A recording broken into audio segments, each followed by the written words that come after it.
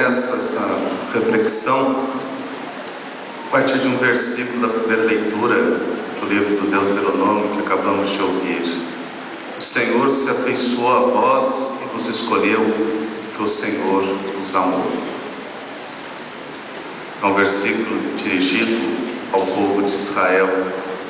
E a história desse povo só tem uma explicação: o amor de Deus. Por amor, Deus escolheu este povo, teve tantos outros povos, libertou do Egito, fez aliança com eles, deu a Israel a posse da terra prometida e quis que o Salvador nascesse desse povo. Uma escolha, uma eleição puramente gratuita, por amor. E a história de Israel é o modelo da história da humanidade. Deus chama amorosamente a existência cada um de nós. Eu recordo de uma frase do padre Ricardo Fonseca, jesuíta peruano, e ele diz assim: somos um sonho do amor de Deus, não um pesadelo. Um sonho do amor de Deus. Por amor, o Senhor governa e dirige nossa vida, a providência de Deus. Nada acontece por acaso. Deus está presente em nossa vida. Eu tinha uma catequista, uma freira, uma religiosa franciscana, lá em Garatá, filho de meus pais. Quando eu estava na catequese, ela ensinava o seguinte, falando da providência divina, né? Que Deus é capaz de enxergar uma formiga ruiva em cima de uma pedra escura numa noite sem luar.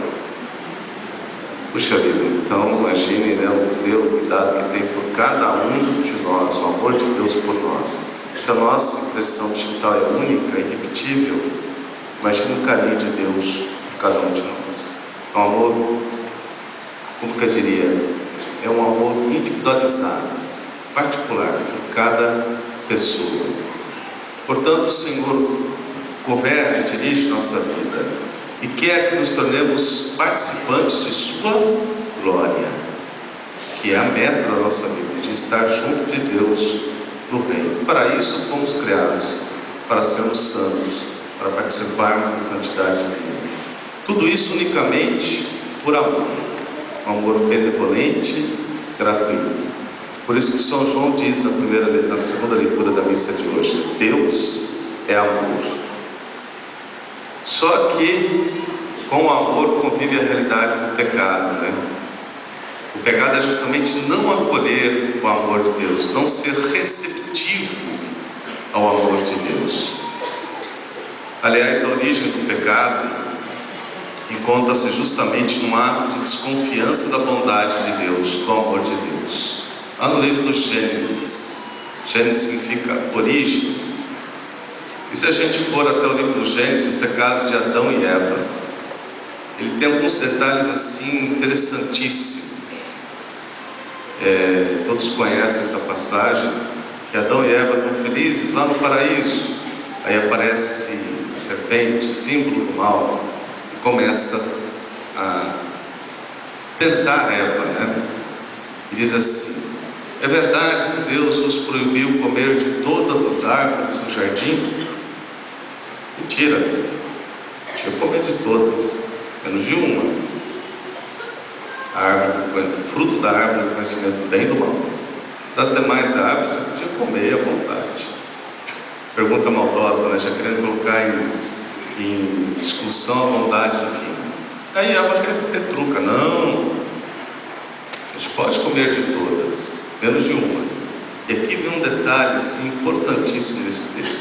Esse texto é uma verdadeira aula de psicologia da tentação, né? Um detalhezinho. Ela diz assim: não, a gente pode comer de todas, menos de uma. Essa a gente não pode nem tocar. Tocar podia comer. O mandamento de Deus proibia comer, não tocar. Ela, o que ela faz? Ela exagera o mandamento divino. E ao exagerar o mandamento divino, o que ela revela? O que ela demonstra? Insegurança. Ela já não estava mais segura. Aí o restante da história todos nós conhecemos.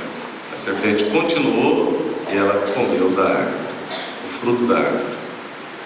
Onde está a origem do pecado? Está ali, no desconfiar da bondade de Deus. Aliás, ali está a origem de todo ato pecaminoso, quando a gente não confia na palavra de Deus, na bondade de Deus, quando a gente põe em dúvida se realmente Deus é bom, se o que Ele reserva para nós, o que Ele pede de nós realmente é o melhor. Ali está a origem de todo ato pecaminoso. Quem ama, confia. A Virgem Maria é chamada pela igreja de a nova Eva, porque ela realizou em sua vida um processo inverso ao feito por Eva. Sempre confiou, mesmo quando não conseguia entender toda a extensão do mistério que envolvia seu Filho Jesus Cristo, mas sempre confiou. Faça-se em mim segundo a tua palavra, segundo a tua vontade. Guardava tudo e meditava em seu coração, mas confiava totalmente na bondade divina, no amor de Deus. Cristo se fez homem justamente para libertar o nosso coração do poder do pecado. Aliás, coração é justamente a definição da pessoa, né?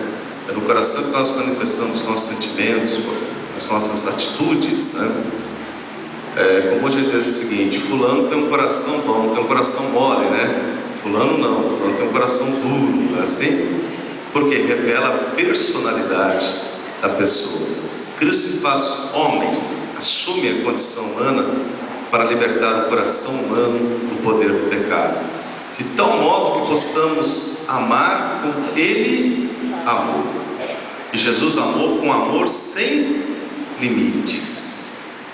Amai-vos uns aos outros como eu vos amei. Eu tinha um professor de Bíblia que dizia o seguinte: esse mandamento seria impraticável se Cristo não concedesse a nós, humanidade, o Espírito Santo.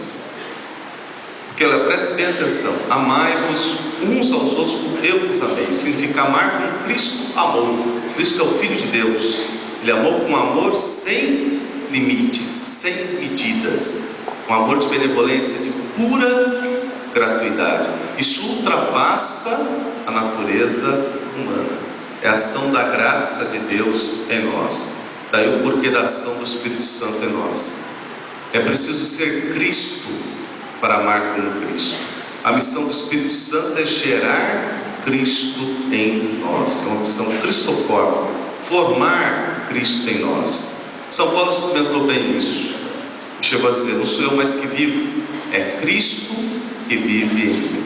Tende em vós os mesmos sentimentos de Cristo. Seguir a Jesus significa assumir suas causas, adotar suas atitudes, viver segundo os valores do Evangelho, enfim, ter o mesmo coração de Cristo. Amar com o mesmo coração de Cristo. Ver e julgar a realidade que vivemos a partir dos mesmos critérios de Jesus Cristo. Por isso aqui eu me lembro de uma música, se não me engano, do Padre Zezinho. Eu, para cantar, sou uma tristeza, sou o oposto do Padre Rogério. Era eu, somos colegas de seminário, que não cantava nada lá. Eu, o Padre Ivo, o Padre Lessa. Tinha mais um lá que era bom, não abrir a boca. Nós éramos tão desafinados, né? Mas tem uma música do Padre Zezinho que ilustra bem isso que eu estou falando. O refrão diz assim: amar como Jesus amou, viver como Jesus viveu, sentir como Jesus sentia, e ao chegar ao fim do dia eu sei que eu dormiria muito mais feliz. É isso. Está aí o segredo, né? Ser cristão, viver como Cristo viveu, que o coração de Cristo possa pulsar dentro do nosso coração. E viver como Jesus viveu significa viver com esse amor de benevolência, que é diferente do amor de indigência. O que é o amor de indigência? É o seguinte: fulano gosta de mim, eu também gosto dele. É uma reciprocidade. Por isso diz amor de indigência, um amor indigente, carente de afeto. O amor de benevolência não. É amar por pura gratuidade, mesmo que você não receba nada em troca. Você deve estar pensando: é difícil, é difícil. Isso ultrapassa a natureza humana. É a ação da graça de Deus em nós. É o Espírito Santo gerando Cristo em nós. Eu fui por algum tempo reitor do nosso seminário lá em Taubaté. E fui reitor olha, estou falando, estou chegando, começando a ficar velho já. E pensando na aposentadoria. E quando eu estava em Taubaté, o nosso seminário ficou começando meia hora do centro de Taubaté. Eu gostava muito de ir andando, né, de pedir para eu caminhar. E eu ia andando até o centro da cidade e voltava, dava 1 hora de caminhada todo santo dia. É ou não é verdade? É. Uma vez eu gostava de ir até a praça a Catedral de São Francisco das Chagas, em Taubaté. Por sinal, uma praça muito bonita, praça muito Epaminondas. E uma vez eu fui à praça e tinha uma muvuca ali, um bando de gente e tal. Eu fui ver o que era, né, de manhã. E que tem de tão interessante para tanta gente estar em volta daquele sujeito que estava no centro. Aí eu cheguei, olhei, era um cara que estava pintando. Ele estava fazendo a pintura da igreja de São Francisco das Chagas. Ele estava com a tela na frente dele, tinha acabado de desenhar a igreja a lápis, não, baita artista, desenhou a igreja com perfeição. Ele estava pintando, então eu não tirava os olhos da igreja e ia pintando para dar o tom exato e tal. Estava ficando perfeito, por isso tinha tanto curioso em volta. E quando eu estava pensando nesse texto, eu pensei, é isso. Cristo encarnado é o modelo, o Espírito Santo é o artista, a tela somos nós, o nosso coração. É ali que ele vai escrevendo, configurando no nosso coração a imagem de Cristo. É ele o artista. Então a gente não oferece resistência e colabora com o Espírito Santo, ele transforma a nossa vida, gera Cristo em nós, de tal forma que possamos amar como Cristo amor. Na história da igreja nós temos exemplos, né, de santos e santas que chegaram a esse amor de tal